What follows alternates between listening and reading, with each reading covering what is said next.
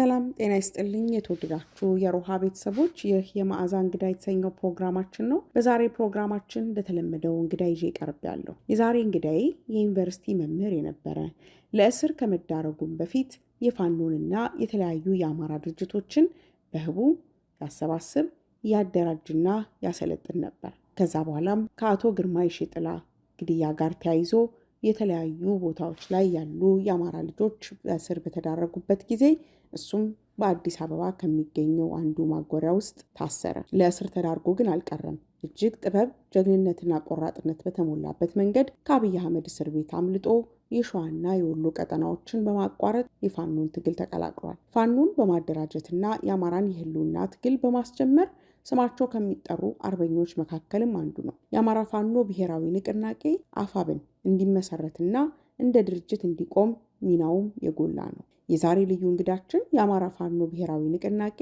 ምክትል ሊቀመንበር ለፖለቲካ ጉዳዮች አርበኛ ሄኖክ አዲሴ ነው። ከአርበኛ ሄኖክ አዲሴ ጋር በድርጅቱ ምስረታ በወቅታዊ ጉዳዮችና ሌሎች ተያያዥ ጉዳዮች ላይ ውይይት አድርገናል። እስከ ፕሮግራማችን ፍጻሜ ድረስ አብራችሁን ቆዩ።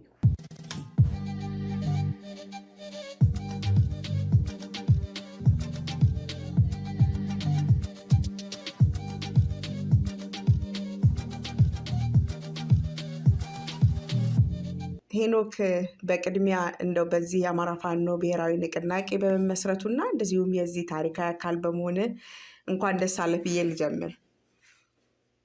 እንኳን አብሮ ደስ አለን ማዚ። አመሰግናለሁ። በጣም አመሰግናለሁ። እንግዲህ ልዩ እንግዳ ያልኩት ብዙ ጊዜ በሚዲያዎች ስለማናገኝህም ጭምር ነውና ስለተገናኘን ደስ ብሎኛል። በጣም አመሰግናለሁ። እንደው ለመጀመሪያ ያህል ከዚህ ሁሉ ውጣ ውረድ በኋላ እንግዲህ በጣም ከጥንካሬም በላይ ድልም የተጨመረበት ነገር ነው ብዬ ነው የማስበው። ያደራጃችሁን የለፋበትን ነገር ሳይበተን ተገናኝታችሁ የአማራ ፖለቲከኞች ለረጅም ጊዜ ያላሳኩትን የአንድ ድርጅት ምስረታ በተሳካ ሁኔታ አንተና ጓደኞች እንግዲህ አካሂዳችኋል። ለዛውም እንግዲህ ጥምረት፣ ግንባር፣ ትብብር እየተባለ በተለያየ ጊዜ ሲደረግ ከነበረው ውጪ በሆነ መልኩ አንድ ወጥ የሆነ ድርጅት መፍጠር ችላችኋል።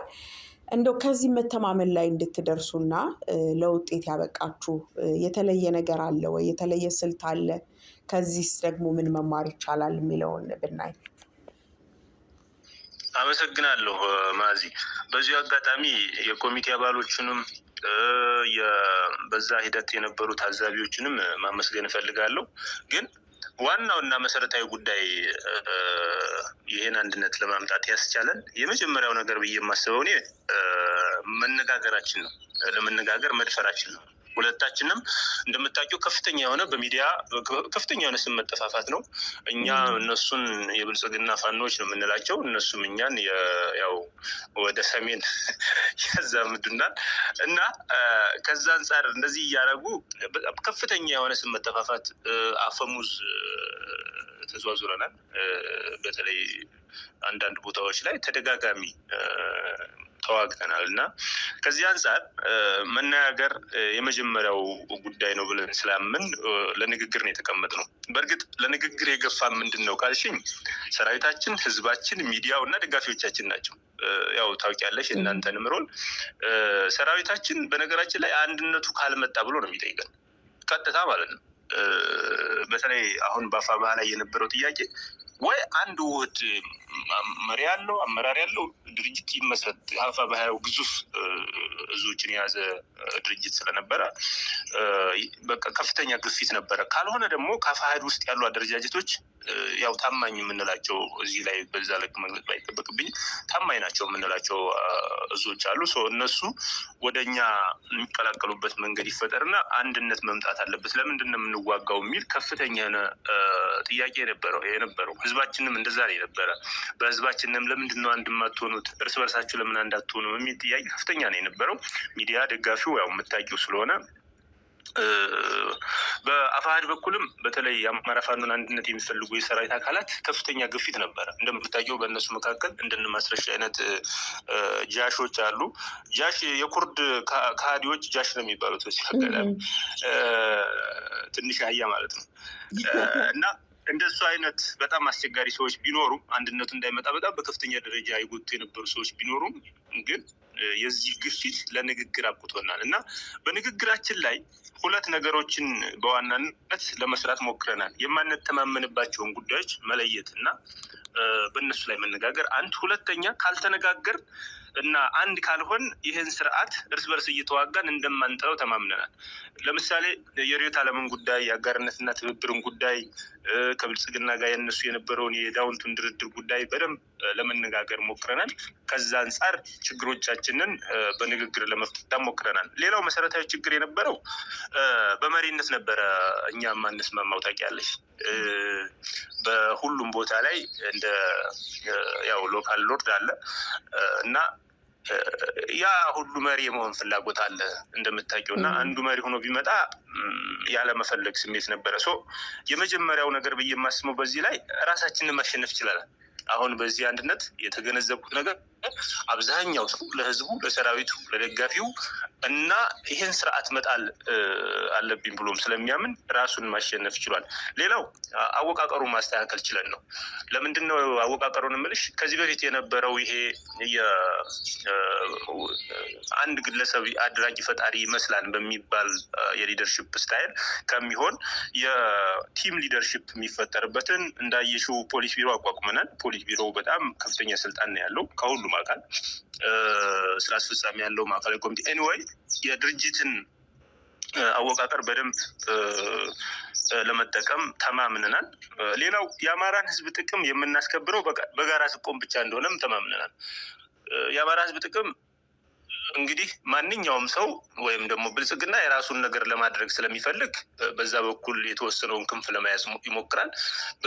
በዚህ በኩልም ሌላ ፍላጎት ካለ እነዚህን ነገሮች አንድ ላይ ካልቆም ልንገራቸው አንችልም። ስለዚህ የጠላት መጠቀሚያ እንዳይኮን በጋራ መቆም አለብን የሚለውን ወስነናል።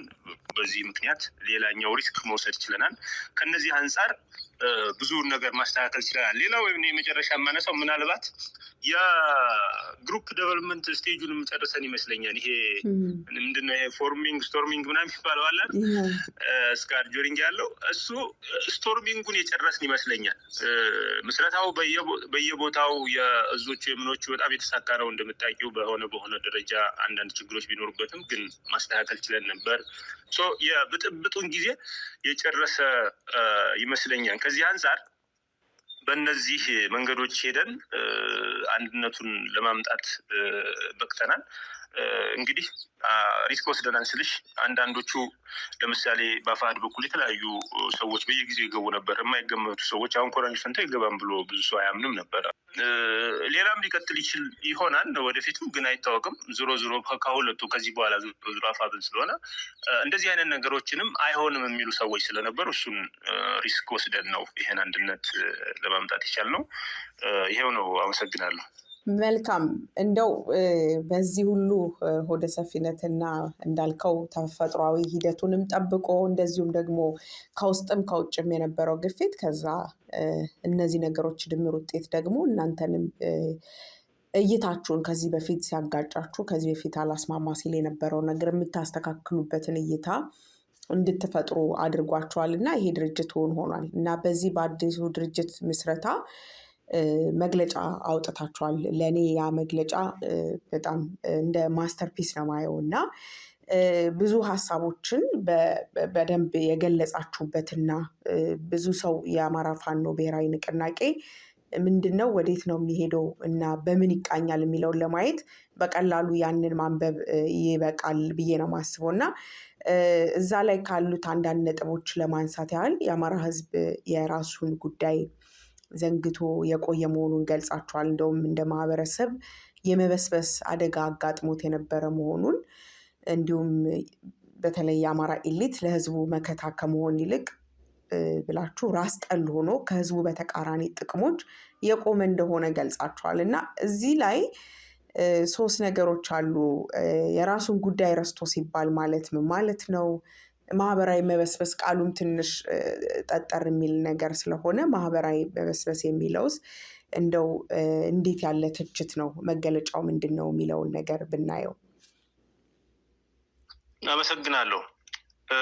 ስለ የራስን ጉዳይ ስለመርሳት ከማህበራዊ መበስበስ ጋር አስቀጥዬ እሄድበታለሁ። ግን ማህበራዊ መበስበስ በዋናነት እኛ የአማራን ትግል ዲፋይን ስናደርገው ሁልጊዜ የምንለው የአማራ ህዝብ የህልውና አደጋ ተደቅኖበታል ነው የምንለው። ህልውናው አልተጠበቀም፣ እየጠፋ ነው እያልን ነው። ይሄ መገለጫውን ነው እዚህ ላይ እየተናገርን ያለ ነው እንጂ ምን ማለታችን ነው ማህበራዊ መበስበስ ውስጥ ገብቷን እያለ ነው።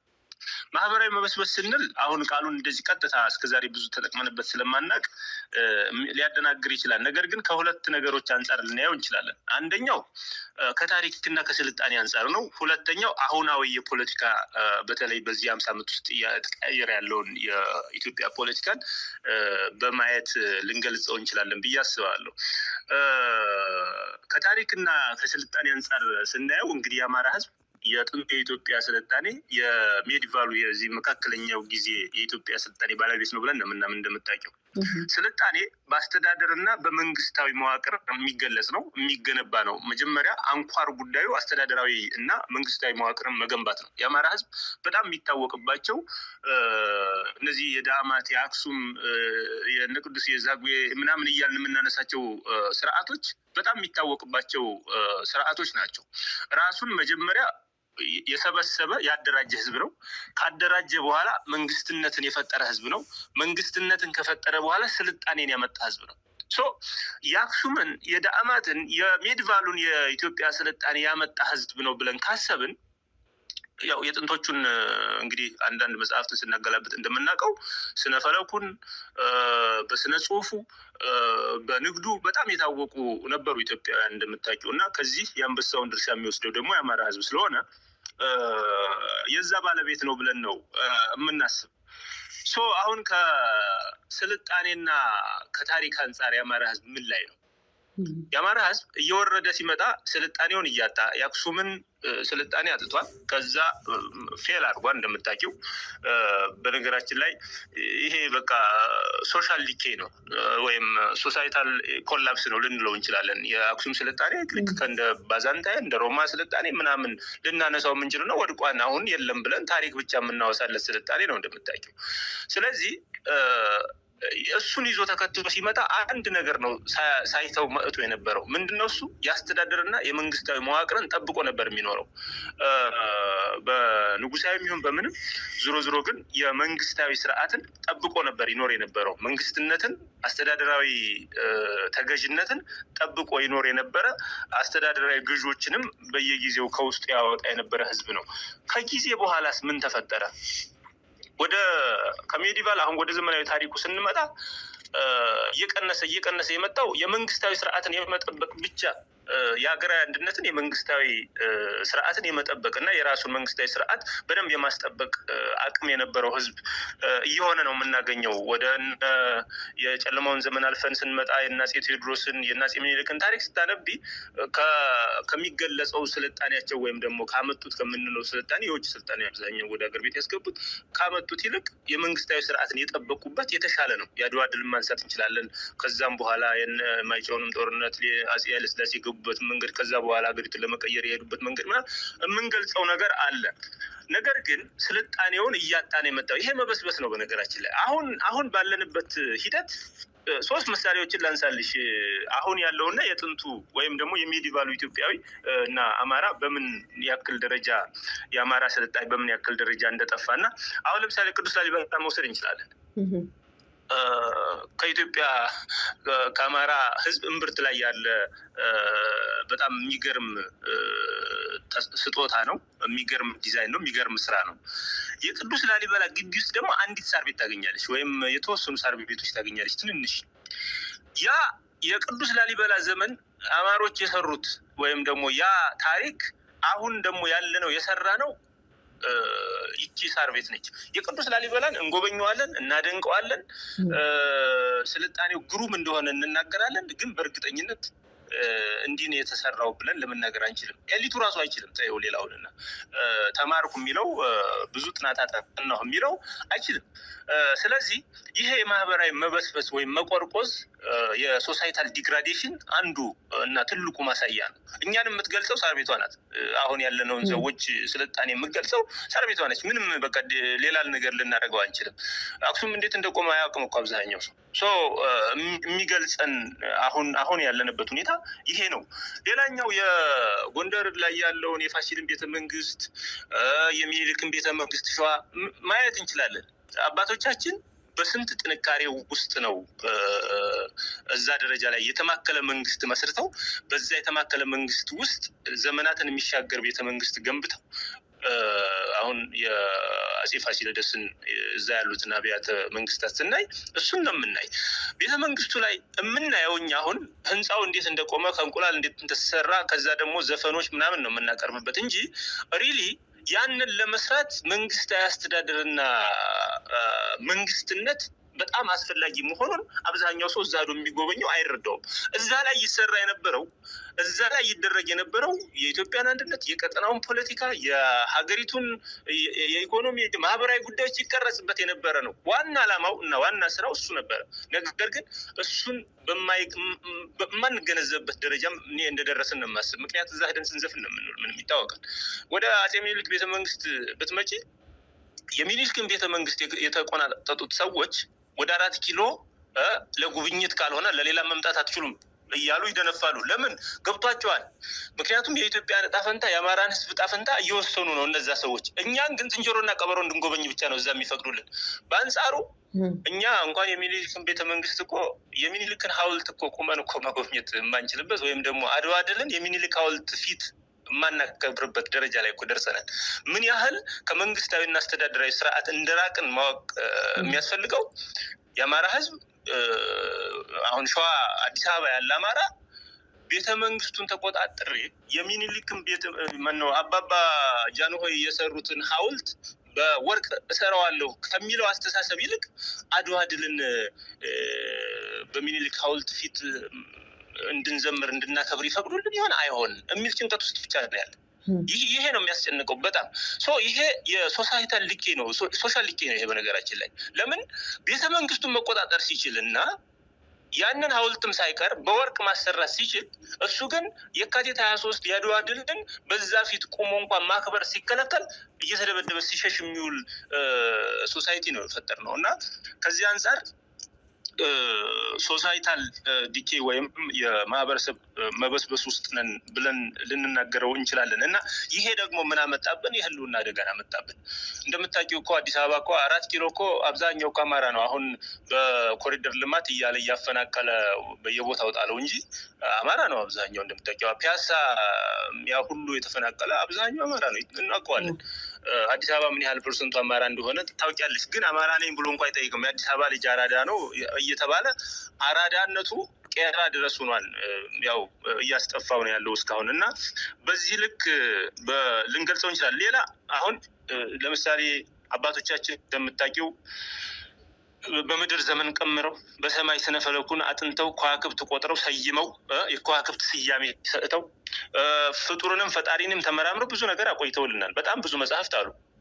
አሁን ቤተክርስቲያን ወይም ቤተ መስጊድ ስንሄድ የሚነገረውን እንኳ እኮ የማንረዳበት ደረጃ ላይ እኮ ደርሰናል። የሚወራውን አንረዳውም። የሚነገረውን ቋንቋ፣ የተጻፈውን ጽሑፍ፣ በምልክት ያስቀመጧቸውን ነገሮች ምናምን አንረዳቸውም። ሌላው ቀርቶ ይረዳሉ ተብለው የሚታሰቡት ሰዎች እንኳ እንትን ነው የሆነች ትርጓሜ ወይ ወጓን ነው የሚነግሩሽ። ለምሳሌ አንዲት ድንጋይ ያለች ውቅያኖስ የምታደርቅ ምናምን እያሉ የሚናገሩ ሰዎች ሰምተሽ ታውቂ ይሆናል። ግን የቷ ድንጋይ ናት? እንዴት ነው የምታደርገው? ምንድን ነው የሚታወቅ ፕሩፍ የሆነ ነገር ማምጣት እስከማይችሉ ድረስ ተማርን የሚሉት እንኳ በዛ ውስጥ ማለት ነው። እና በዛ ልክ ብዙ ችግሮች ያሉበት እና በእርግጥም የሶሳይታል ዲኬ ውስጥ ወይም የሶሻል ዲኬ ውስጥ ነን ብለን ልንናገርበት የምንችልበት ደረጃ ላይ አድርሰውናል። አሁን ካለው ሁኔታ አንጻር ስናየው አሁን ባለንበት በዚህ 50 ዓመት ፖለቲካ ውስጥ ስናየው የዚህ የአማራ ህዝብ የፖለቲካ ሂደት እና ተሳትፎ ወደ ምን እያመራ ነው ካል አሁንም ወደ ማህበረሰባዊ መበስበስ እየመጣ የነበረበት ጊዜ ነው። ምንድን ነው እሱን ልንል ያስቻላል? የመጀመሪያው እነዚህ እና አንድ አሜሪካዊ መሐንዲስና ጸሐፊ ያለ ዲሜትሪ ኦርሎቭ የሚባልና እሱ 5 ስቴጆችን ያስቀምጥለታል። ወደ እሱ አልገባም፣ ግን 5ቱ ስቴጆች ምንድናቸው? የመጀመሪያው ፋይናንሻል ስቴጅ ነው ይላል። የፋይናንስ ስርዓት መውደቅ፣ ቀጥሎ የንግድ ስርዓቱ መውደቅ እያለ የፖለቲካ ስርዓቱ መውደቅ፣ የማህበረሰብ መውደቅ፣ ከዛ የባህልና የትውፊት መበስበስ ወይም መውደቅ፣ ከዛ ማህበረሰቡ ኦልሬዲ ይጠፋል የሚል ድምዳሜ ያለው አይነት ነገር ነው የሚያወራ እና ምንድነው ግን ክሪቲካሊ አሁን በዋናነት የፋይናንሻል እና የኮመርሻል እንትኑ የንግድና የፋይናንስ ጉዳይ የኢኮኖሚክ ፋክተር ነው። ኢኮኖሚክ ጉዳዮች ናቸው እንደምታውቂው። በኢኮኖሚ አሁን ባለንበት ሁኔታ ከፍተኛ የሆነ የገቢና የሀብት ኢሚዛናዊነት አለ።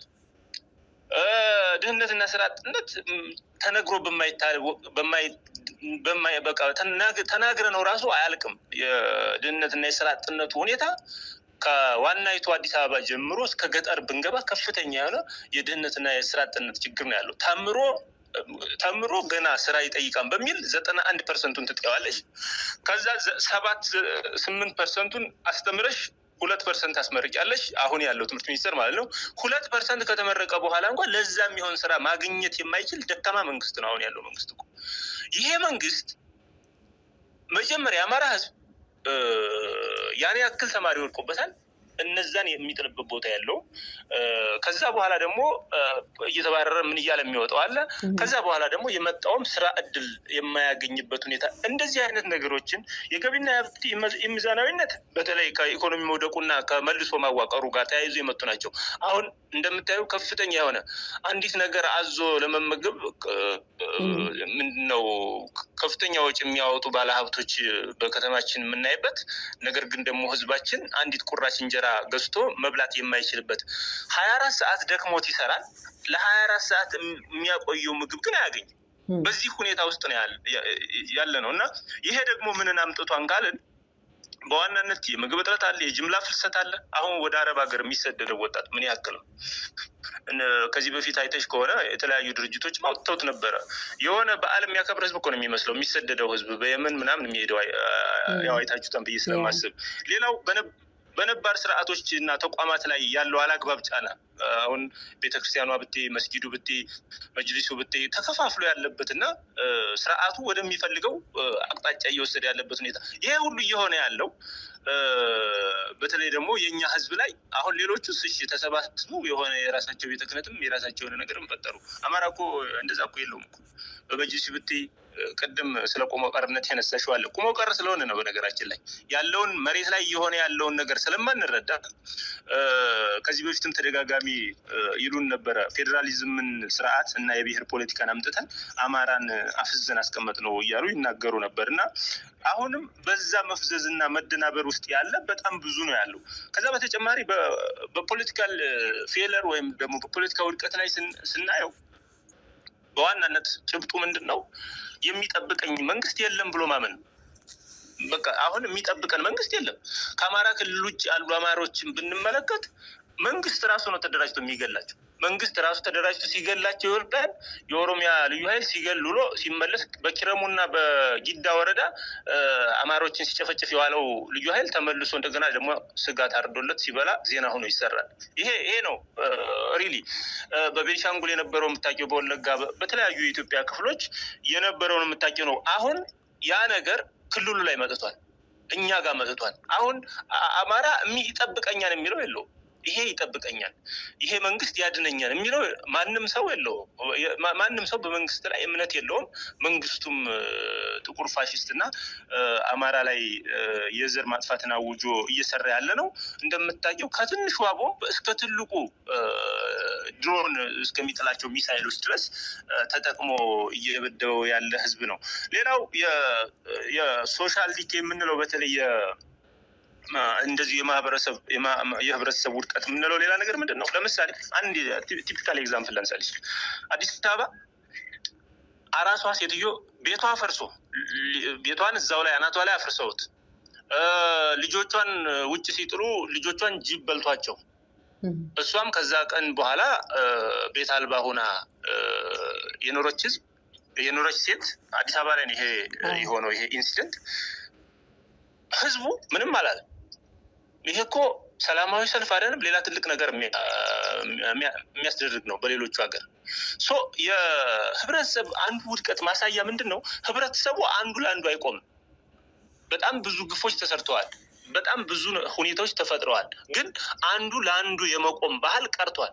ስለዚህ እንደዚህ አይነት ነገሮች እየተፈጠሩበት የነበረውን የአማራን ህዝብ አሁን የኛ ትግላችን የአማራ ፋኖ ትግል የአማራን ህዝብ የህብረተሰባዊ ውድቀቱ የማዳንን ትግል ነው እየታገልን ያለ ነው። ይሄ ደግሞ የህልውና ትግል የምንለው ይሄን ራሱን ነው። እኛ አሁን አማራ ከ50 ዓመታት ግፍና መጨፍጨፍ በኋላ የአማራ ፋኖን ትግል አቀጣጥሎ እንደ ህዝብ እየታገለ ነው ያለው። በዚህ ደግሞ አሁን ከሶሻል ዲኬ ውስጥ ነው የነበርነው ብዬሻለሁ። ወደ ሶሻል ሬኔሰንስ እንገባለን ማለት ነው። ከማህበረሰባዊ ድቀት ወደ ማህበረሰባዊ ህዳሴ እናድጋለን ማለት ነው። ያ የኢሊት ሪበርዝ ያመጣን። ኢሊቱ እንደገና ይወለዳል። የማህበረሰቡ የጋራ ሴቶች እንደገና ይያያዛሉ። ባህላዊ ተቋማት በደንብ ስራቸውን መስራት ይችላሉ። አንዱ ለአንዱ መቆም ይችላል። ወንድም ለወንድሙ መቆም ይችላል። እህት ለእህቷ መቆም ትችላለች። ያን የሚያመጣ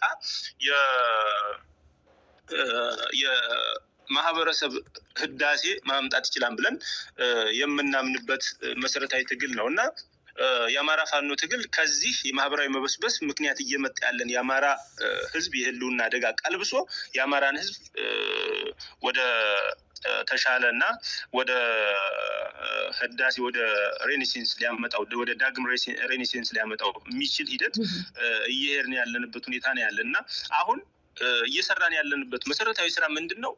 ለዚህ ሁሉ ለስልጣኔ የሚሆን ለባህል መዳበር የሚሆን ለህዝብ የእርስ በርስ መተባበር የሚሆን ዋናውና መሰረታዊ ጉዳይ የመንግስት ስርዓትና አስተዳደራዊ መዋቅርን በራሴ ማድረግና በራሴ መጓዝ መሰረታዊ ሀሳብ ነው ያለን። ይሄ ከሆነ የመንግስታዊ መዋቅርን ማቋቋም የሚቻለው ዝም ብሎ አይደለም፣ በኃይል ነው። በኃይል ደግሞ ያው ትጥቅ ትግል ውስጥ ገብተናል። ይሄ ትጥቅ ትግል የአማራን ህዝብ መብት ሳያስከብር ወደ ቤቱ የሚገባ ትግል አይደለም። የአማራን ህዝብ ጥያቄዎች ሳይመልስ ወደ ቤቱ የሚገባ ትግል አይደለም። ስለዚህ የአማራን ህዝብ በተደራጀ ሁኔታ አደራጅቶ በተደራጀ ሁኔታ ጥያቄውን መልሶ በተደራጀ ሁኔታ መንግስታዊ ስርዓት መስርቶ የሚቀጥል ትግል ነው የሚሆነው። ከዚህ አንጻር እኛ እያደረግን ያለነው ትግል የሬኔሴንስ ወይም የህዳሴ ትግል ነው ማለት እችላለሁ። ህዝባችንን እንደገና የማደስ ትግል ነው ብዬ አስባለሁ። በዛ ላይ መግለጫውም ላይ አይተሽው ከሆነ የአዲስ ስልጣኔ የማምጣት ርዕይ ሰንቆ ይላል። በዚህ ላይ ነው አዲስ ስልጣኔ የምናመጣው። በዚህ ላይ ነው አዲስ ሀሳብን አምጥተን አገናኝተን ከነባሩ አስተሳሰብ ጋር አገናኝተን ከአባቶቻችን ካስቀመጡልን ነገር ጋር አገናኝተን ሀገርን ልንመራ የምንችለው በዚህ ሂደት ነው። ስለዚህ አዲስ ስልጣኔ ለመውለድ ወይም አዲስ ሬኔሴንስ ለመውለድ አዲስ ስርዓት ያስፈልጋል። ያንን አዲስ ስርዓት የሚያመጣ ሂደት ነው እየሄድን ያለ ነው። ቁሞ ቀርነት እንዳልሽው ይሄን ያለመገንዘብ ሁኔታ አለ። በነጋዴው፣ በሃይማኖት አባቱ፣ በተማረው ይሄን ሂደት ያለመገንዘብ ሂደት አለ። ባለሀብት ሆኖ የአማራ ባለሀብት ሆኖ ከሰፈሩ ብዙ ሰው እያለቀ እኛን በአልሆነ ነገር ስያሜ ሰጥቶ የሚገለንን ስርዓት ረድቶ ከሱ ጋር ሆኖ እኛ የምንገደልበትን ቦምብና ተተኳሽ መሳሪያ መግዛት እና በዛች ደግሞ የተወሰነች ትርፍ ወደ ኪሱ ማግኘት እንደ ትርፍ የሚቆጥር ነጋዴ ኤሊት ነው አማራ አሁን ያሉት ባለስልጣናት። እኔ በዚህ ልክ አማራ በዚህ ልክ ምን ሊሆን ይችላል? እኔ ማለት አሁን እየሆነ ካለው ነገር አንጻር ምን ሊሆን ይችላል? እኔ አላውቅም። ከዚህ በላይ ምንም ሊሆን ይችላል ብዬ አላስብም። በአማራ እናት በአማራ መሬት በጓሮ በመንደሩ ነው መድፍ ሲወረወር የሚውለው፣ ነው ድሮን ሲወረውር የሚውለው፣ ነው ታንክ ሲተኮስ የሚውለው። ስለዚህ በዚህ ሰዓት ከአማራ ህዝብ ጎን አማራ ሁነሽ ከአማራ ህዝብ ጎን ካልቆምሽ ምች ነው ያንቺ አማራነት? ምንድን ነው አማራነት? ይሄን የሚያደርገው እኮ አብሮ ያለው ባለስልጣን ነው። እኔ አሁን በጣም ይገርሙኛል። የሚያሳስባቸው በዋናነት በዚህ ስልጣናቸው ውስጥ የሚሞሉት ሆድ እንጂ የተወለዱበት ህዝብ አይደለም፣ የተገኙበት ህዝብ አይደለም። እንግዲህ ከአቶ ተመስገን ጥሩነህ ጀምሮ አማሮች ናቸው አይደል እንዴ? ክልሉ የሚያስተዳድሩ ብዙ አማሮች ነው ያሉት። እነዚህ አማሮች ግን የአብይ አዲሶቹ ባሪያዎች ናቸው። ከዚህ በፊት በአዴን ምን እንል ነበረ? አዲሶቹ እና በጣም አፕዴትድ የሆነ በአዴን 2.0 እኮ እነዚህ ናቸው። እንደውም ቨርዥናቸው ከዛ ከፍ ያለ ይመስለኛል። የሚገርመኝ እነዚህ ይሄን ያክል ኃይል የሀገሪቱ እንግዲህ 90% መከላከያ የሚሉት ኃይል 90% በፌዴራል ፖሊሱ እዚህ አማራ ክልል ውስጥ ነው ያለው። አማራ ክልል ውስጥ ሆኖ ሲተኩስ ነው የሚውል። አማራ ክልል ውስጥ ሆኖ ሲገል ነው የሚውል። አማራ ክልል ውስጥ ሆኖ ሲያስር ሲደበድብ ነው የሚውል። አማራ ክልል ውስጥ ሆኖ እህታቸውን ሲደፍር ነው የሚውል።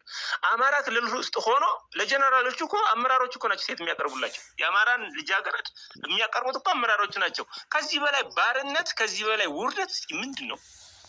ባይበላስ ቢቀር ምን ሊመጣ ይችላል? እኛን ከህወሓት ጋር ከሻቢያ ከግብጽ ጋር ተላላኪ ምን እያሉ ሊሰድቡ ይሞክራሉ።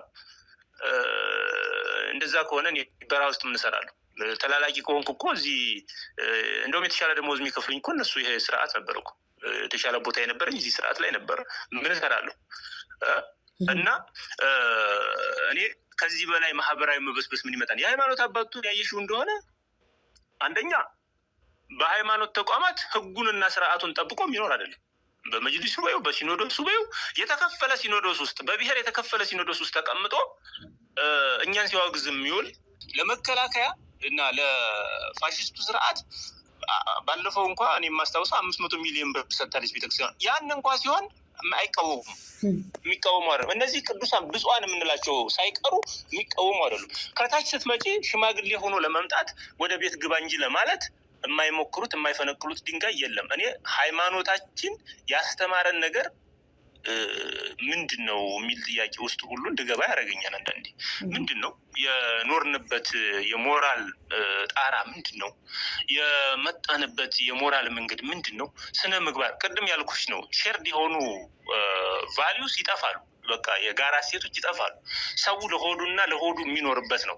አንዱ ለአንዱ የማይረዳዳበት ነው። እና እንደዚህ አይነት እውነትን እየሆነ ያለ ነባራዊ ሀቅን ከመደገፍ ይልቅ የአንድን ሰው ቅዠት ደግፎ በህዝብ ላይ ጦርነትን በዚህ ልክ ደግፎ መምጣት ማህበራዊ መበስበስ ካልተባለ ሌላ ምንም ሊባል አይችልም። እና እንግዲህ ይሄን እየሰሩ እንደ ጀግና እንድንቆጥራቸው ይፈልጋሉ። ይሄን እየሰሩ ለአማራ ጥያቄዎች እየታገልን ነው የሚለውን እንድንሰማቸው ይፈልጋሉ። ይሄን እየሰሩ ከባርነት ራሳቸው መወሰን ከማይችሉበት ስርዓት ውስጥ ሳይላቀቁ ጀግና መስለው ለመታየት በህዝቡ ፊት ሲደሰኩሩ ነው የሚውሉት። ህዝቡ አይሰማቸውም እናውቃለን፣ ግን ብዙ ነገር ሲናገሩ ነው የሚውሉት። የሚገርመኝ ነገር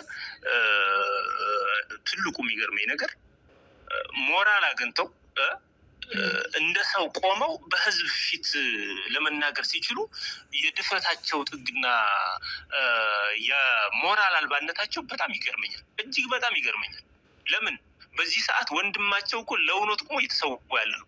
የእነሱ ወንድሞች ተወደደም ተጠላም እኮ የአንድ ደም ደሞች የአንድ አፈራፈሮች ናቸው እነዚህ ሰዎች ጋር። ግን በዚህኛው በኩል ሆኖ ያሙልናን ደግሞ በጎን ይመጡና ምን እናደርግ ብላችሁ ነው? ልጅ አሳዳጊ ሆነን እኮ ነው እንደዚህ ብሎ በዚህ ገብቶ ብሎ ያሙልናል። አንዳንዶቹም አዎ በውስጥ አርበኝነትም ሆነው የሚታገሉ አሉ በእርግጥ። እና እነሱንም እያመሰገን በድፍረት ባርነትን ማግነን የሚችሉ ሰዎች የፈጠርንበት በድፍረት ገዳያቸውን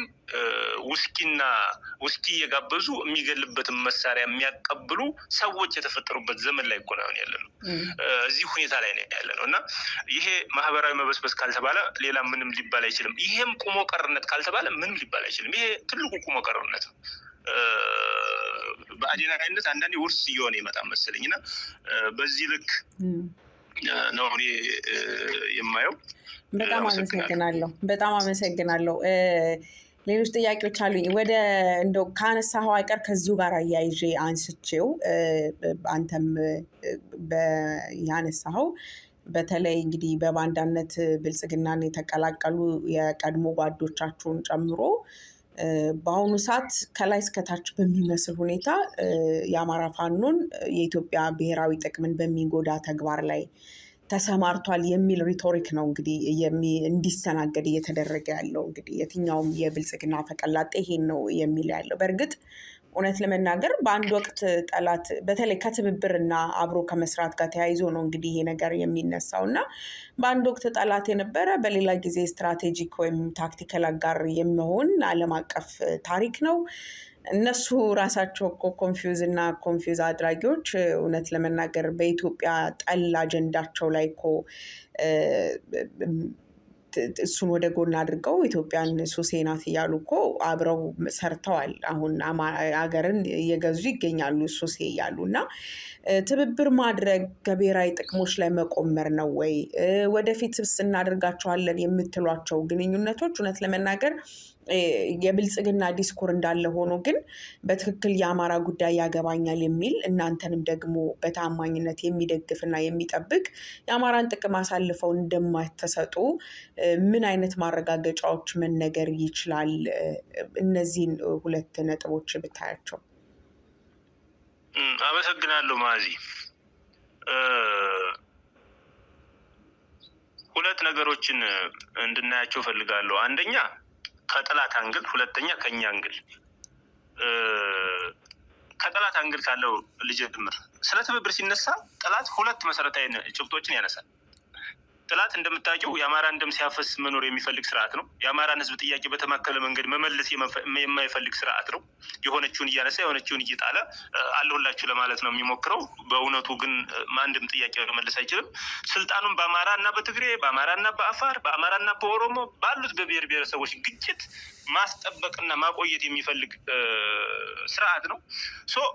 ጥያቄዎቻችንን እየነጣጠለ በማምጣት ከውስጣችንም ከጎናችንም ዘላለማዊ ውጋትን መስጠት ስለሚፈልግ የሚሰራው መሰረታዊ ስራ ነው። አንዱ ይሄ የጠላት ፕሮፓጋንዳ ነው። አንዱ በመሰረታዊነት ይሄን ነገር እያደረገ ያለው ለምንድን ነው? አማራ አንደኛ ይሄን ፕሮፓጋንዳ በመስራቱ አይደራጅም፣ ይበተናል። ሁለተኛ ከጎኑ ከዚህ በፊት በጠላትነት እየተፈራረጀ የኖረውን ወይም ደግሞ ይኖራን ብሎ የሚያስበውን ወይም ደግሞ አሁንም ጠላት ናቸው ብሎ የሚያስባቸውን ኃይሎች በጠላትነት እንዲቀጥሉ ይፈልጋል። የሱ ለአማራ ጠላት ብሎ ያስቀመጣቸው ዝርዝሮች አሉ። እነዛን በነበረው ስቴተስ ኮ የማስቀጠል በነበረው ሁኔታ የማስቀጠል ፍላጎት አለው። አንዱ መሰረታዊ ሀሳብ ከዚህ የሚመነጭ ነው። እነዚህን እኛን ከጠላት ጋር ለመፈረጅ የሚፈልግበት መሰረታዊ ምክንያት አንዱ ከዚህ የሚመነጨው። ሁለተኛው ግን በአማራ ደም የተዛነፈ ጥቅም ማግኘት የሚፈልጉ የራሱ አካላት ደግሞ አሉ። እነዛ እነማን ናቸው? እነዛ አማሮች ናቸው። ነገር ግን የአማራነት ጉዳይ፣ የአማራ ብሔርተኝነት ጉዳይ፣ በአማራነት የመሰባሰብ ጉዳይ ጉዳያቸው አይደለም። ለእነሱ ጉዳያቸው ጎንደሬነት ሊሆን ይችላል። ለእነሱ ጉዳያቸው ወሎዬነት ሊሆን ይችላል፣ ሸዌነት ሊሆን ይችላል፣ ጎጃሜነት ሊሆን ይችላል። እነሱ እያንዳንዱ ሀሳባቸው በተሰበሰበ የአማራ ደም ውስጥ የኔ የሚሉት ጎጥ ሲጠቀም ማየት ብቻ ነው የሚፈልጉት። ኢቭን ጎጡ አይደለም፣ የጎጡን ህዝብ አይደለም፣ የኔ የሚሉት ቡድን አለ ጎጡ ውስጥ። ከነሱ ቡድን ውስጥ ደግሞ ፊት አውራሪ መሆን የሚፈልጉትም እነሱ ናቸው። እነዛ ሰዎች ደግሞ የብልጽግና እጆች ናቸው። እና እነዚህ እጆች በስፋት ይሄን ነገር ሲያራግቡት እንመለከታለን። እንግዲህ እኛ እንደ አማራ ህዝብ እና እንደ አማራ ፋኖ ታጋይ በሸዋም በሁሉም በጎንደር ቢሆን በጎጃም በኩል የሚኖሩ ማንኛውንም ጥያቄዎች በአማራነት ማዕከል አድርገው ለአማራ ህዝብ ጥቅም በአማራ ህዝብ ደምና ላብ ይመለሳሉ። ይሄ አራት ነጥብ። ምንም ይሄ እንትን የምናስተባብለው ወዲያ ወዲህ የምናደርገው ጉዳይ አይደለም፣ ጥያቄያችን ነው። የአማራን ህዝብ ጥያቄ ግን በትኖ መመለስ ግን አይቻልም።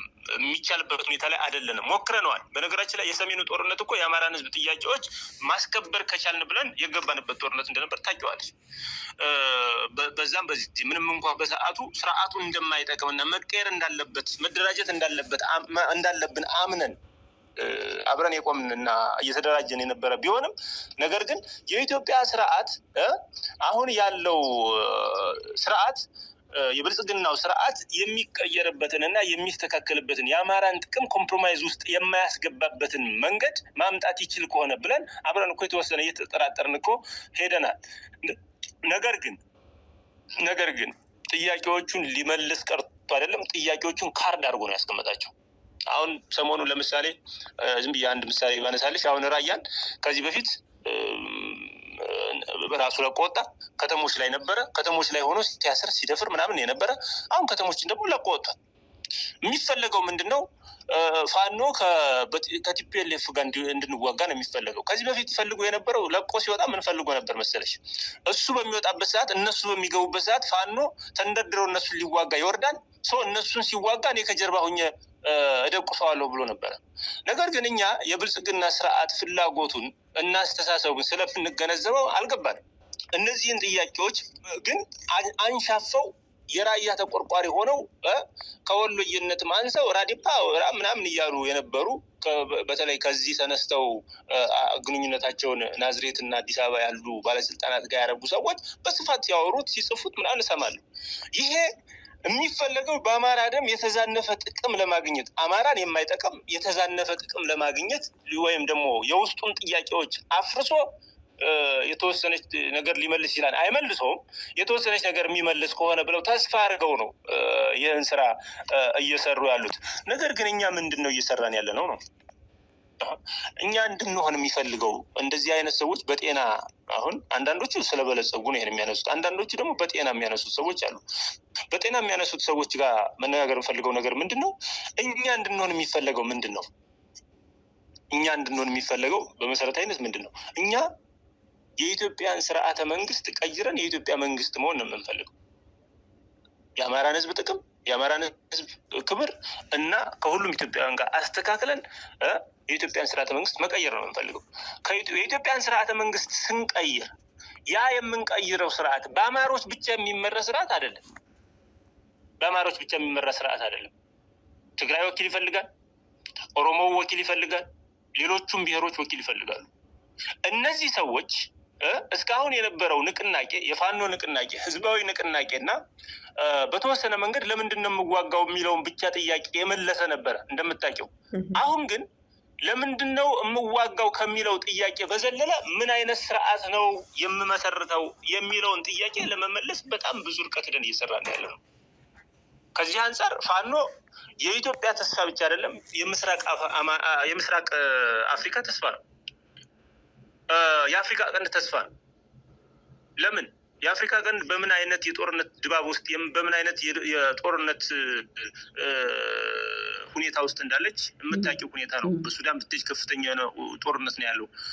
ሶማሊያ ያለችበትን የፖለቲካ ምስቅልቅል ታውቂዋለሽ። ሌሎቹንም ሀገራት የዚሁ ጥቁሩ ፋሽስት ኤርትራንም ምን እያለ እንደሚያስፈራራ የምታውቂው ነው።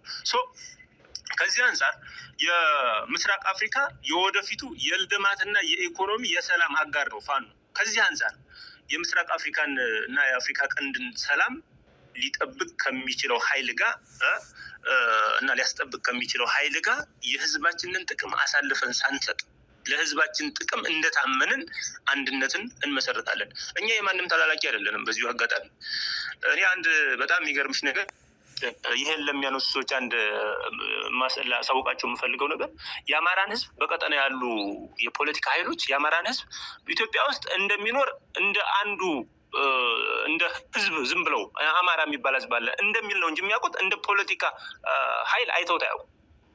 በዚህ 50 ዓመት ውስጥ ያለው ስርዓት መንግስቴ ነው ያለው መንግስት አስተዳዳሪ ነው ብሎ ስለሚያመን የአማራ ህዝብ ከማንም ጋር እንዲህ አይነት ግንኙነቶች ምናምን ኖሮት አያውቅም።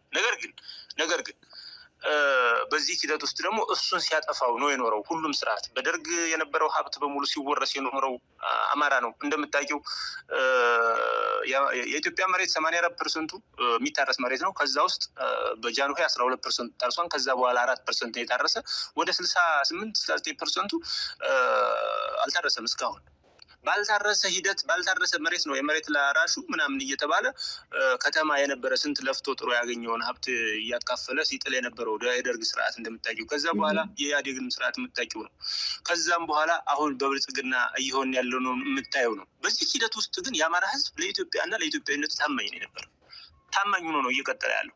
ነገር ግን ለኢትዮጵያና ኢትዮጵያዊነት ታማኝ ሆኖ ለኢትዮጵያ መንግስትም ተስፋ ሳይቆርጥ የኢትዮጵያ መንግስት ላይ የነበሩት መንግስታት ላይ ተስፋ ሳይቆርጥ ቢኖርም ሁሉም መንግስታት ማለት በሚቻል ደረጃ በዚህ 50 ዓመት ውስጥ የመጡት መንግስታት የአማራን ህዝብ ማድማት የአማራን ህዝብ ከድጡ ወደ ማጡ ማስገባታቸውን አልተውም። መግደላቸውን አልተውም። ይባስ ብሎ የብልጽግና መንግስት በአማራ ህዝብ ላይ ከፍተኛ የሆነ ጦርነትን ከፍቶ እየገደለው ነው ያለው አሁን።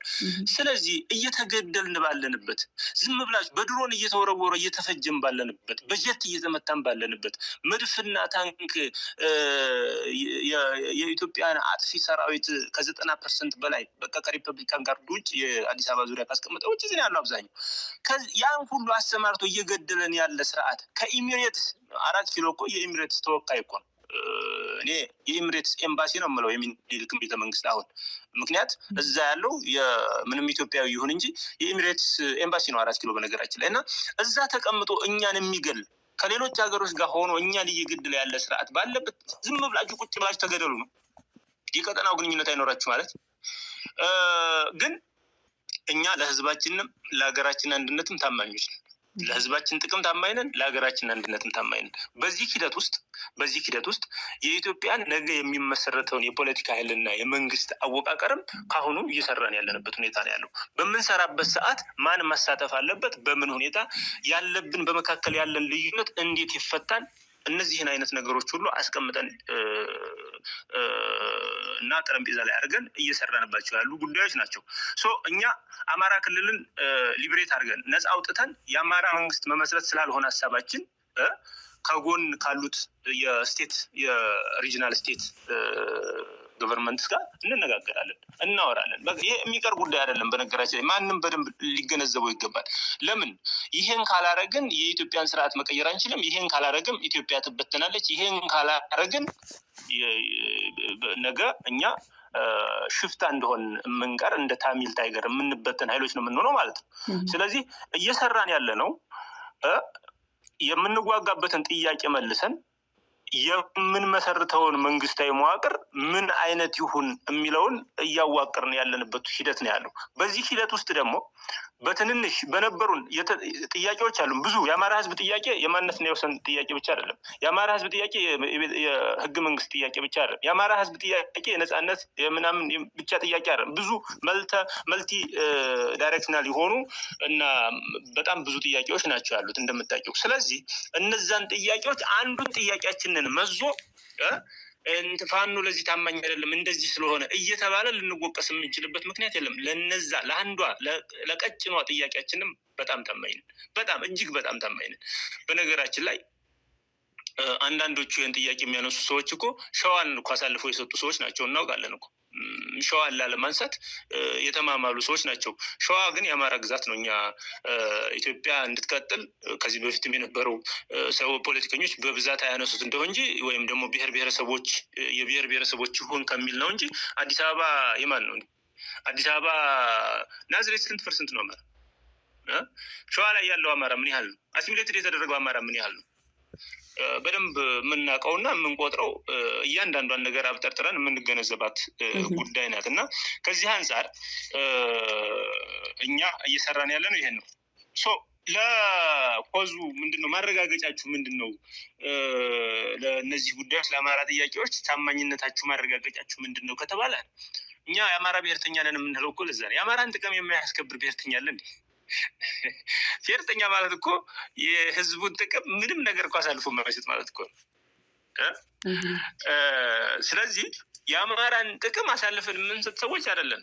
የአማራን ጥቅም አሳልፈን የማንሰጥበት ምክንያት ደግሞ አማሮች ስለሆነ ነው። ምንም ሌላ ወዲያ ወዲህ ሌላ ማስተባበያ ወይም ለዚህ ጥያቄ እንዲህ ነው እንዲያ ነው ልል አልፈልግም። አማሮች ነን እኛ። በቃ ተገፍተን ተገለን መሮን የወጣን እያንዳንዱ ጥያቄያችን በሰላማዊ መንገድ ይመለሳል ብለን ጠይቀን ያ ጥያቄ አልመለስ ሲል የመጣን ሰዎች ነን። በነገራችን ላይ እዚህ ውስጥ ያሉት አብዛኞቹ ኢህአዴግን ሲታገሉ የነበሩ፣ ሲታሰሩ የነበሩ፣ ሲፈቱ የነበሩ በጣም ድንቅ ታላላቅ ሰዎች አሉ። በነገራችን ላይ ትግሉ ላይ ይሄ ጥያቄ እንደዚህ አይነት ጥያቄዎች ቀይ መስመሮቻቸው የሆኑ ማለት ነው። እኛም እንደ ድርጅትም የእነዚህ ሰዎች ስብስብ ነን ማለት የዚህ አሁን በዚህ ምክንያት የተሰበሰበ ሰራዊት ስብስብ ነን ማለት የአማራን ጥያቄ አሳልፈን አንሰጥም ማለት ነው። አሳልፈን እንኳን ለመስጠት ብንሞክር አሳልፎ የሚሰጥ ሰራዊት አልገነባንም። በዚህ እርግጠኛ ማንም ሊሆን ይችላል።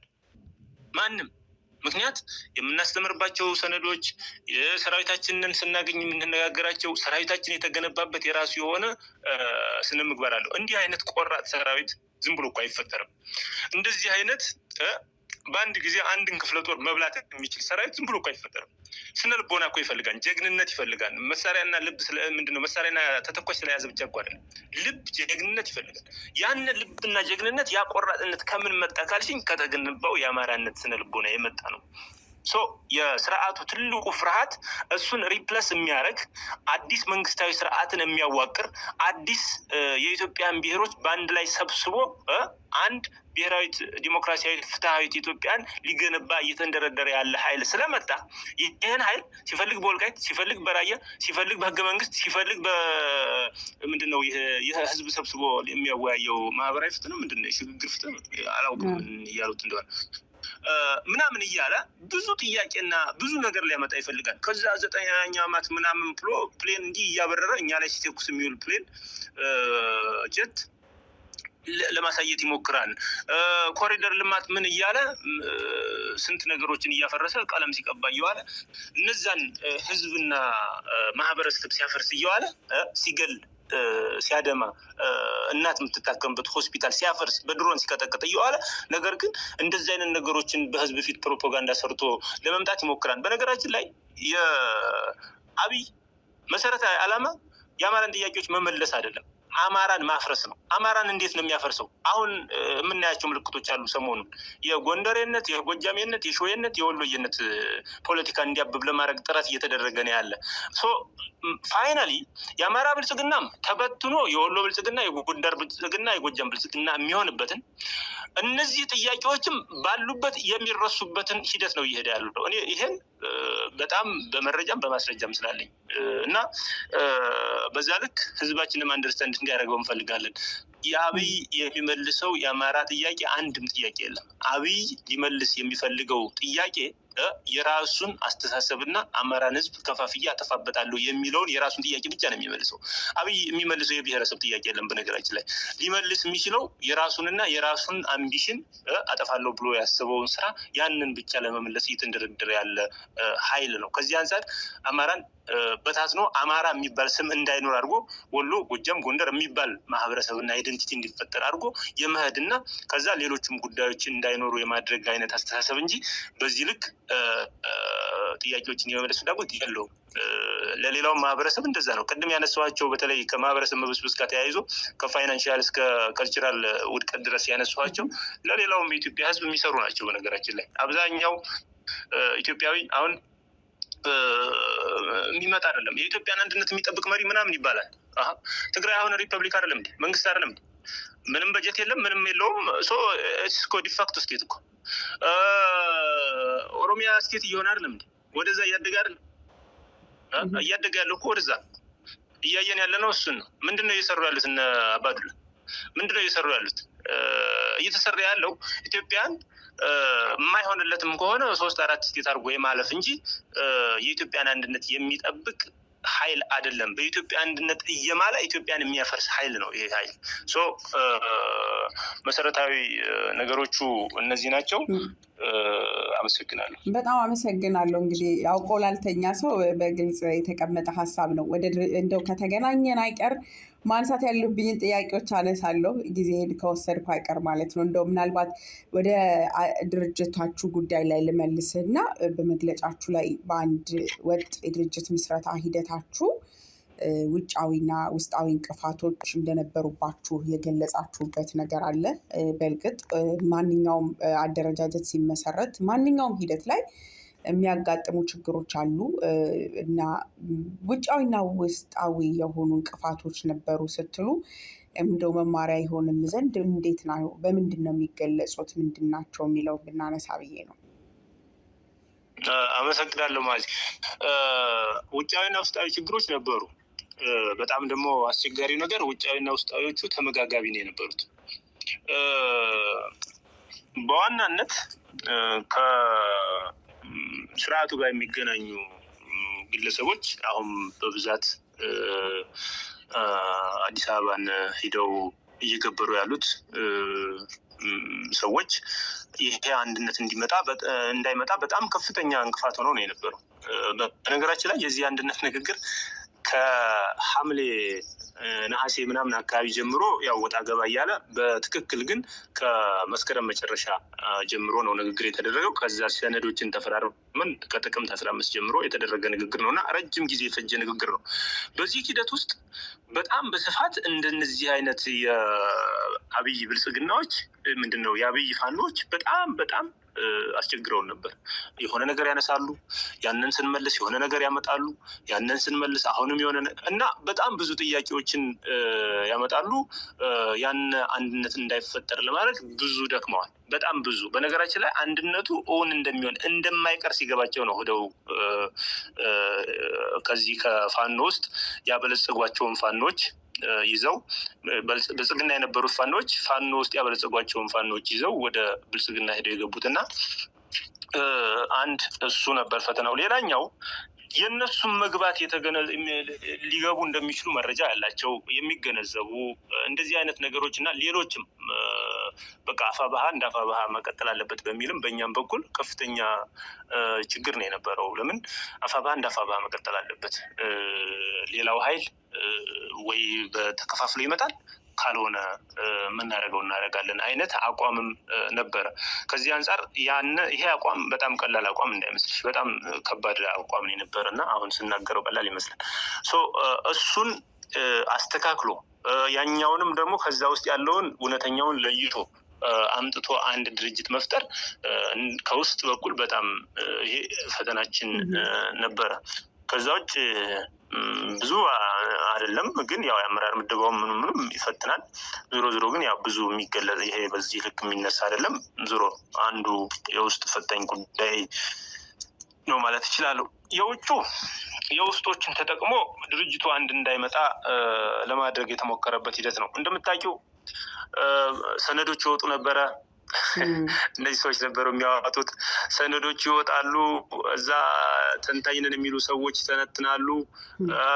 ሚዲያ ላይ በስፋት ይራገባል እና በጣም ከፍተኛ የሆነ አንድነቱ እንዳይመጣ በሚዲያም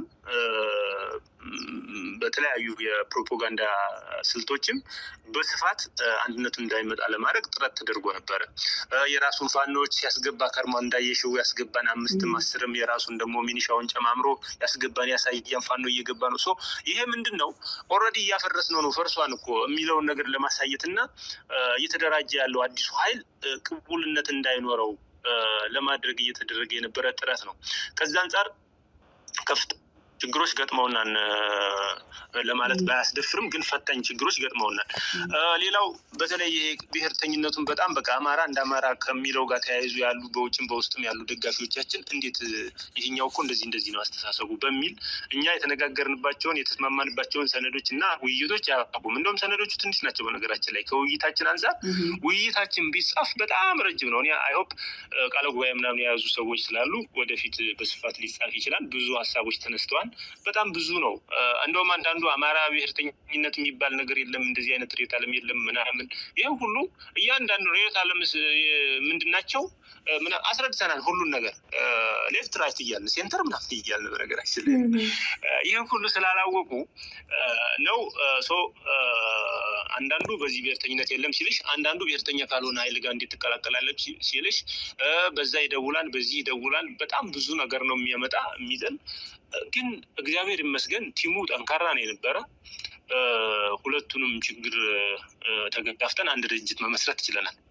እኔ የአማራ ሕዝብ በዚህ 50 ዓመት ውስጥ ለዛውም የታጠቀ ኃይል ለዛውም መንግስትን በተለያየ ሁኔታ ያፈረሰና ጀነራሎቹንም የጦር መሪዎቹንም ፖለቲከኞቹንም እኩልና አንድ ያደረገ ማለት ሁሉም ምላስ ብቻ እንዲቀራቸው ያደረገ ኃይል በአንድ ተደራጅቶና በአንድ ታቅፎ እንደማየት ምንም ነገር የለም። አሁን አንድ የፖለቲካ ግብ፣ አንድ የፖለቲካ ፍላጎት፣ አንድ የፖለቲካ ርዕይ ነው ያለን።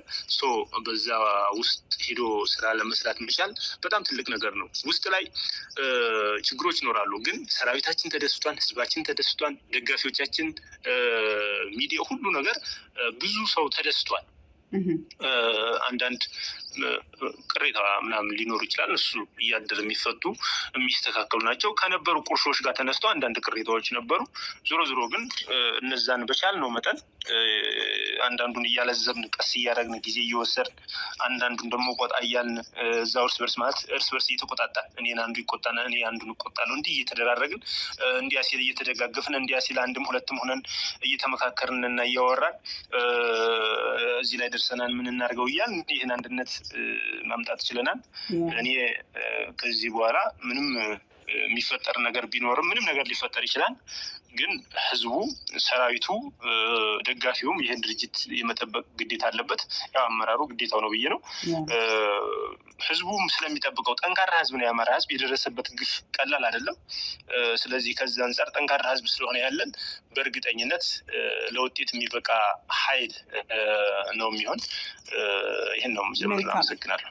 ከዛ ውጭ ግን በዩኒቨርሲቲ ውስጥ ትልቅ የአካዳሚክ ፖዚሽን ነበረክ እና ብዙ ሰው ያንን ፖዚሽን እንደ ትልቅ ነገር ነው የሚያየው። ትልቅም ነገር ነው ደግሞ እና ያንን ትተህ ግን ጫካ ለመግባት ያስወሰነ ከጫካ ከእስር ቤት ከዚህ ሁሉ ነገር የሚያመላልስና የሚያንከራተ የህዝብ የህልውና አደጋ እንደሆነ ይታወቃል። እና እኔ ቅድምም ስታነሳቸው ስለነበረ ነው ከዚህ በላይ ምን አለ እያልክ አማራ የደረሰበትን ነገር ስትገልጽና እንደዛው እንደው አንተ መሰል ጓዶች ግን ዛሬም በዛው ደረጃ የዳር ተመልካች ሆነው እንደውም ትግሉን ጀስቲፋይ ለማድረግ ስህተቶችን በመንግስት የሚሰራውን ጥቃት በደል ጀስቲፋይ የሚያደርጉ ትግሉን ሲተረትሩ የሚውሉ ወይም በእናንተ የምታደርጉትን ትግል እንዳጠቃላይ የለውናውን ትግል ሲመጻደቁበት የሚውሉ የዳር ተመልካቾች አሉና ስለነሱ ስታስብ ምንድነው የሚሰማ? ምንድነው መድረስስ ያለበት መልእክት?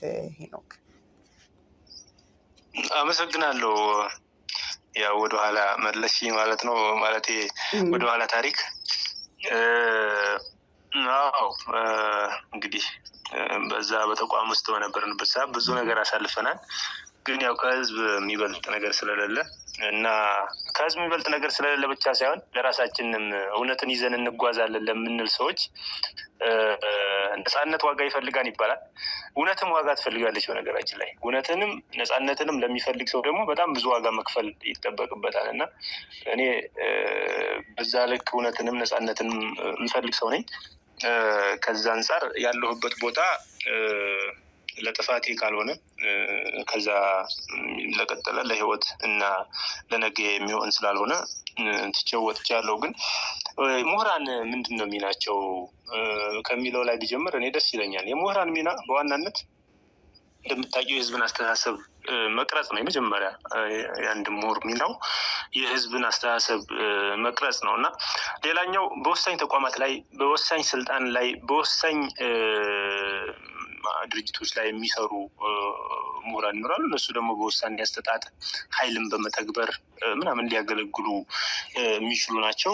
ሌላው እንደዚህ አይነት የቀውስ ጊዜ ሲመጣ የቀውስ አስተዳደርን እና መፍትሄውን ማምጣት የሚችሉ ማህበረሰቡ ከገባበት ቀውስ እንዴት መውጣት አለበት ብለው ምክረ ሀሳብን የሚያቀርቡ ጥናቶችን፣ አመለካች ውጤቶችን የሚያሳዩ እና ህዝብን ወደዛ ስትሪም ወደዛ መንገድ እንዲገባ የሚገፋፉ ወይም ደግሞ ገብተው የሚያሳዩ ገብተው እየመሩ የሚያሳዩ ህዝብን ለመብቱ እንዲታገል የሚያደርጉ አንድን ስርዓት አቅም ለማሳጣት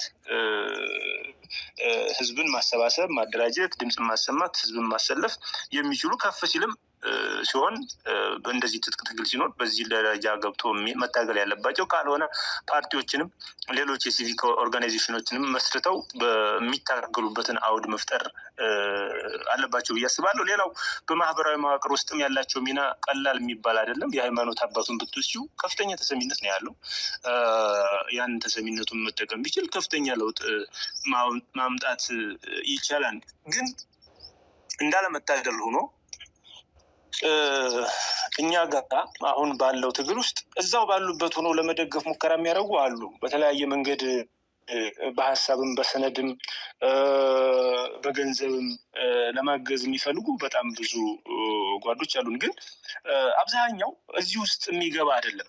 እኔ የአማራ ህዝብ አሁን የደረሰበት ያለው የትግል ሁኔታ በጣም የሚያጓጓ ነው።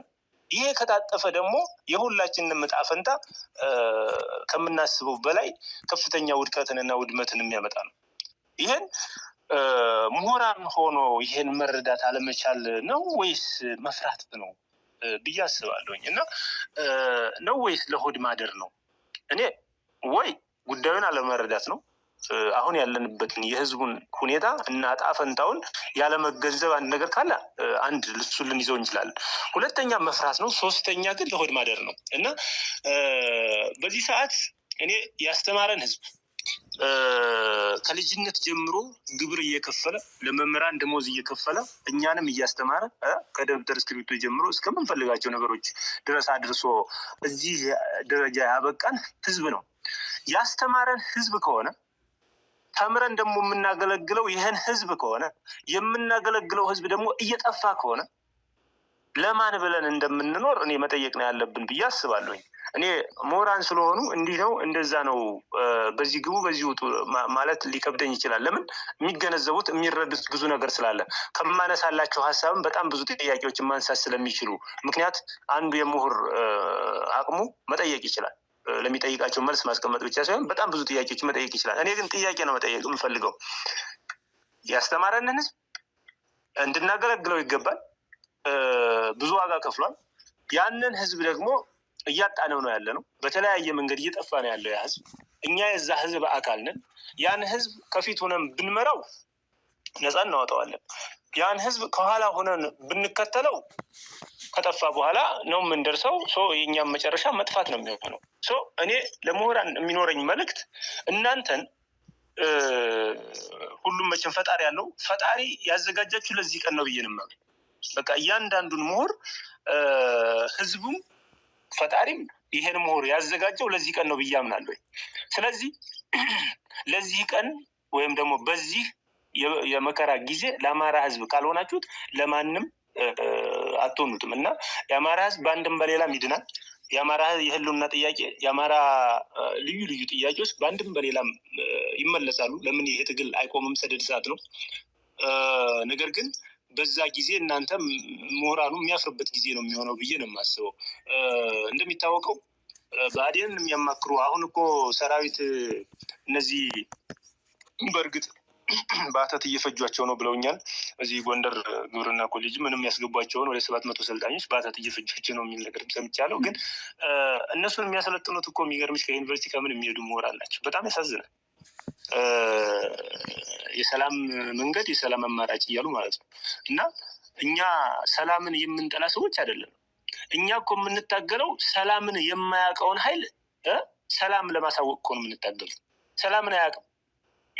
አብይ ወደ ስልጣን ከመጣ ጊዜ ጀምሮ በሁሉም ክልሎች ላይ አፈንድቷል። በሁሉም ክልሎች ላይ ውጊያ አድርጓል። በሁሉም ክልሎች ላይ ዝቷል። አብይ የኢትዮጵያ መከላከያ ሰራዊት አብይ ወደ ስልጣን ከመጣ ጊዜ ጀምሮ እየተዋጋ ያለው ህዝቡን ነው። የራሱን ህዝብ ነው። ሊጠብቀው የሚገባውን ሊያድነው የሚገባውን ህዝብ ነው እየተዋጋ ያለው፣ እየገደለ ያለው፣ እየደፈረ ያለው ይህን የራሱን ህዝብ ነው። ይህን ሰላምን የማያውቃትን ኃይል ሰላም ምን እንደምትመስል ነው በአፈሙዝ እየነገርን ያለ ነው። እና እኛ ሰላምን እኮ በጣም ሞክረናል። በሰላማዊ መንገድ ጥያቄዎች እንዲመለሱ እኮ በጣም ሞክረናል። በሰላማዊ መንገድ ጥያቄያችን መመለስ ስላልቻለው፣ በእስክሪብቶ ጥያቄያችን መመለስ ስላልቻለ ነው አፈሙዝ ያነሳ ነው። በአፈሙዝ ሄደን እሱ የያዘው አፈሙዝ አቅም እንደሌለው አሳይተን ያኔ ሰላም ምን እንደሚመስል እናሳየዋለን። ስለዚህ ሰላምን የምናሳይበትን መንገድ ብቸኛው መንገድ የቀረን ብቸኛ መንገድ ይሄ ስለሆነ አማራጭ አልባ ሆነን ያገኘነው አማራጭ ስለሆነ በዚህ አማራጭ ውስጥ ገብቶ ደግሞ መታገል የምሁራን ግዴታ ነው ብዬ አስባለሁ። ስለዚህ እኔ ያስተማረን ህዝብ አስተምሮን እያገለገልን ያለው ህዝብ እያለቀ ነው ያለ፣ የህልውና አደጋ ላይ ነው ያለ። ስለዚህ ማንኛውም ምሁር ነኝ የሚል ማንኛውም ከዚህ ህዝብ አብራክ ወጥቻለሁ የሚል ማንኛውም ሰው በነገራችን ላይ እስካሁን ስለተከፋፈል አንድ ስላልሆን በጣም ብዙ ምክንያት ሊነሳ ይችላል። አሁን አንድ ሆነናል። ብዙ ቀለም ያልቆጠረው በተወሰነ መንገድ ቀለም የቆጠረው ወንድም እህቶቻችን በዚህ ልክ ይሄን ሰላምን የተጸየፈ ለሰላም እጁን እንዲሰጥ እየታገሉ ያሉ ወንድሞች ባሉበት የተማርን ቀለም የቆጠርን ይህ ህዝብ በጣም በዓሉ ያስደሰተን በቤቱ ያረደ ያበላን ህዝብ በዚህ መከራ ውስጥ በሚገኝበት ሰዓት ተሰባስቦ አንድ አለመሆን እኔ በጣም ያሳዝነኛል። እና ማደርግላቸው ነገር ምንድነው? ህዝባችሁን ተመልከቱ። ህዝባችሁ ፍትህ አግኝቶ ከሆነ ዲሞክራሲ አግኝቶ ከሆነ ህዝባችን በጠላት እየተወረረ ካልሆነ እኛን ታገሉን። ግን በምትኖሩበት ከተማ ሁሉ በምትንቀሳቀሱበት ተቋም ሁሉ መለዮ ለባሽ ወታደር ካያችሁ፣ እህቶቻችንን ሲደፍር ካያችሁ፣ በከተሞች በሰላም ማስከበር ምክንያት በሰላም ጸጥታ በማስከበር ምክንያት ወንድሞቻችንን ሲደበድቡ ካያችሁ፣ እስር ቤት ሞልቶ ተርፎ እየተገደለ ካያችሁ ደግሞ ስርዓቱን ታገሉ። እስር ቤት ከሆኑ የፍትህ ተቋማት ፍትሃዊ ከሆኑ ሂዱ ጎብኟቸው። እኔ ምሁራንን የምለው የፍትህ ተቋማትን ጎብኟቸው። እኔ የፍትህ ተቋማትን በደንብ አላውቃቸውም ነበር። ፍርድ ቤትን አላውቀውም ነበር። ማለት ፍርድ ቤት ምን አይነት ድራማ መስሪያ የቲያትር ቦታ እንደሆነ የገባኝ በዛ በቆየሁበት 1 ዓመት ውስጥ ነው። እና እዛ ገብተው ይዩት። የአማራ ልጆች የተከሰሱበትን ሰነድ፣ የኛ የተከሰስንበት ሰነድ እኮ ወደ 1000 ምናምን ገጽ ነው። በነገራችን ላይ ደስታ አልችለው ብሎ በወረቀት እንዲህ ስንት ወረቀት ተሸፈነ። እና የአማራ ልጆች በእስር ቤት ከሌሉ ባዶ ከሆነ እስር ቤቱ እያንዳንዱ ከወረዳ ጀምሮ እያንዳንዱ፣ በነገራችን ላይ የአማራ ልጅ በመከላከያ ውስጥ ታስሯል፣ ይረሸናል። የጦር ኃይሎች ውስጥ ማንም የማይጠይቃቸው ህቡ እስር ቤቶች አሉ። ማንም የማይጠይቅ ተከራይቶ ምናምን የሚያስሩበት፣ እነዛ ሞልተው ተትረፍርፈው ነው ያሉት። ህጋዊ እስር ቤቶች አገር የሚያውቃቸው ከቃሊቲ ጀምሮ ያሉ እስር ቤቶች ደግሞ በአማራ ተሞልተው ነው ያሉት። ሂደው ምሁራን እሱን ቼክ እንዲያደርጉ፣ እሱ ደግሞ ባዶ ከሆነ እኛን እንዲታገሉ እኔ እማጸናቸዋለሁ። እኔ የምማጸናቸው የሚሞት የሚሰዋ በአላግባብ የሚገደል ወንድም ከሌለን፣ አላግባብ የሚዘረፍ እናት አባት ከሌለን፣ አላግባብ የምትደፈር እህት ከሌለችን እማጸናቸዋለሁ፣ እንዲታገሉን እማጸናቸዋለሁ።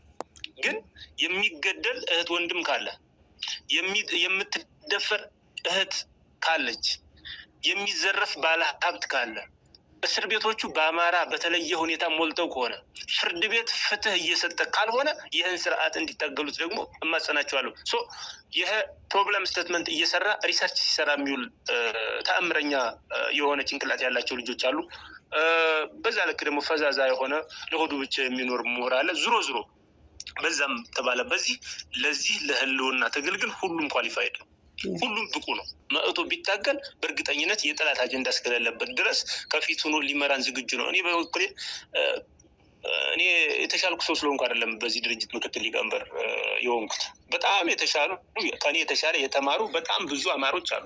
እነሱ ቢመጡ እኔ እሰጣቸዋለሁ። እኔ ልንገርሽ፣ ቢመጡ እኔ ያንን ኃላፊነቴን እሰጣቸዋለሁ። ሌላውም እንደዛ አይነት ስሜት አለው። መእቶ እንዲታገል ለህዝብ እንዲቆም እጠይቃቸዋለሁ። የሃይማኖት አባቱ ማንኛውም አካል የሚሆን የአማራ ህዝብ የደረሰበትና እየደረሰበት ያለው ነገር ከሌለ ችግር የለም ይታገላል። ግን እየደረሰበት ያለውን ነገር ሊገነዘበው ይገባል። እኔ አንድ የሃይማኖት አባት ዳንኤል ክብረት ባለፈው እዚህ ላሊበላ መጣና ለነበሩ ምሁራን የቤተ ክህነት ሰዎች ምን ይላቸዋል መስሎች ነው? አብይ ማለት እንደ ጊዮርጊስ ነው ይላቸዋል። እንግዲህ ቅዱስ ጊዮርጊስ በምን ያህል ደረጃ እንደሚከበር፣ በምን ያህል ደረጃ በቤተ ክርስቲያኗ ምን ያህል ክብር ያለው ሰማዕት እንደሆነ ታውቂያለሽ። ግን አብይ ማለት ጊዮርጊስ ነው እያለ ሲያስተምራቸው ውሎ እንደሄደ ሰማሁ እና በጣም አዘንኩ። እና ምን አሉ አልኩኝ። ዝም አሉ። አብይ ጊዮርጊስ ነው የሚል ሰው ከፊታቸው ተቀምጦ የሚሰሙ የሃይማኖት አባቶች ካሉ እነዚህ እኮ ጊዮርጊስንም አምላካችን የሚሉትንም እኮ ከድተውታል። በቃ እኔ እንደዛ ነው የማስበው። ስለዚህ እንደዚህ አይነት ኤሊት፣ እንደዚህ አይነት የህብረተሰብ ምሁር በህብረተሰብ ዘንድ የሚሰማ ሰው ሆኖ እያለ እውነትንና ነፃነትን የማይፈልግ የማይሻ ከሆነ በጣም አስቸጋሪ ነው እና እኔ የጨለማውን ጊዜ ለመግፈፍ ብዙ እየታገልን ነው። የወደቅንበትን ነገር ለማቃናት ብዙ እየተጓዝን ነው። ከዚህ አንጻር በዚህ ሂደት ውስጥ የአማራ ምሁራን ተሳታፊ እንዲሆኑና በዚህ ሂደት ውስጥ ደግሞ የድርሻቸውን እንዲያበረክቱ ጥሪ ማቅረብ እንፈልጋለሁ። አመሰግናለሁ። እጅግ በጣም አመሰግናለሁ ሄኖክ። ረጅም ሰዓት ነው የወሰድኩብህ። ጥያቄዎችን ጨርሻለሁ። እንደው በመጨረሻ የአፋብን ከፍተኛ አመራር ስትሆን እንግዲህ ትልቅ ኃላፊነትና ውሳኔ ሰጭነት ይጠበቅባቸዋል። አንተም ሆነ ሌሎች ከፍተኛ አመራሮች ማለት ነው እና እንግዲህ ትግሉን ለመሸከም ለመምራት ያላችሁን ዝግጁነት፣ ጓዳዊነት እና እንዳጠቃላይ የድርጅቱ መጽናት ሁሉ ብዙ ባለድርሻ አካላት ቢኖሩትም ከፍተኛ አመራሮች ላይ የሚጠበቅ ትልቅ ነገር ነው እና ይሄ ጉዳይ እንዴት አይታችሁታል? ወደፊትስ ምን እንጠብቅ የሚለውን አንስተን ውይይታችን በዚህ እናጠቃል። አመሰግናለሁ ማዚ። እንግዲህ በዋናነት እኛ ይህን ትግል ለመሸከም እሴቶችን ቀርጸናል። ከዚህ በፊት የነበረን የህዝባችን እሴቶች አሉ። ከህዝባችን እሴቶች ቀርጸን የኛ የድርጅታችን እሴቶች እንዲሆኑና የድርጅታችን አመራርም የድርጅታችን ሰራዊትም በተለይ በዚህ ድርጅት ውስጥ የታቀፈ ሁሉ ዋጋ እንዲከፍልባቸው ብለን የቀረጽናቸው ነገሮች አሉ። በእነዚህ እሴቶቻችን ላይ ተመስርተን ባስቀመጥነው ግብ ላይ ጸንተን ያስቀመጥናቸውን ራዕዮች እና ዓላማዎች ከግብ ለማድረስ ያው በጣም ቁርጠኞች ነን። ሁሉም አመራር በዛ ልክ ዝግጁ ነው። ለምን እኛ ተገፍተን የወጣ ነው። ተሰባስበን መንግስትነት ወይም ደግሞ የሆነ ነገር አምሮን የወጣን የሆነ ነገር ለመጠየቅ ዝም ብሎ ተሰባስቦ የተገኘ ኃይል አይደለም። የኛ ኃይል በግፍ የተገኘ ኃይል ነው እና ከዚህ አንጻር እርስ በርሳችን ታማኞች ሆነን እርስ በርሳችን አንዳችን ለአንደኛችን መስዋዕትነት ለመክፈል ዝግጁ ሆነን ክብርን ጠባቂ ሆነን በጀግንነትና በአርበኝነት ሰራዊታችንን ቀርጸን ሌሎችም ህዝባዊነትን፣ ጓዳዊነትን፣ ጽናትን፣ ስልጡንነትን፣ ሰብአዊነት እነዚህን እሴቶቻችን አድርገን ወደፊት ትግላችንን እናሻግረዋለን ብለን ነው የሰራን ያለ ነው። እንግዲህ በህዝባችን፣ በደጋፊዎቻችን፣ በሰራዊታችን የዓላማ ጽናትና ደጋፊነት አይሆፕ እኛም ትግሉን ጫፍ ላይ እናደርሰዋለን ብለን እናምናለን። ይሄን ነው ማለት የምችለው። አመሰግናለሁ። እጅግ በጣም አመሰግናለሁ ሄኖክ። በጣም ሰፊ ጊዜ ወስደህ ጥልቅ ማብራሪያ ነው የሰጠኸኝ። እንግዲህ አድማጭ ተመልካቾችም ከረጅም ጊዜ በኋላ ብናገኝህም በቂ የሆነ ማብራሪያ ስለ ድርጅቱም እንዳጠቃላይ በሌሎች ወቅታዊ ጉዳዮችም ላይ ሰፊ ማብራሪያ ሰጥተኛል። ከልብ አመሰግናለሁ። አድማጭ ተመልካቾቻችን አመሰግናለሁ ማጂ። መልካም አድማጭ ተመልካቾቻችን የዛሬ እንግዳ ፕሮግራማችን ይህንን ይመስል ነበር። በሌላ ጊዜ ከሌላ እንግዳ ጋር እስከምንገናኝ ድረስ በያላችሁበት ሰላም።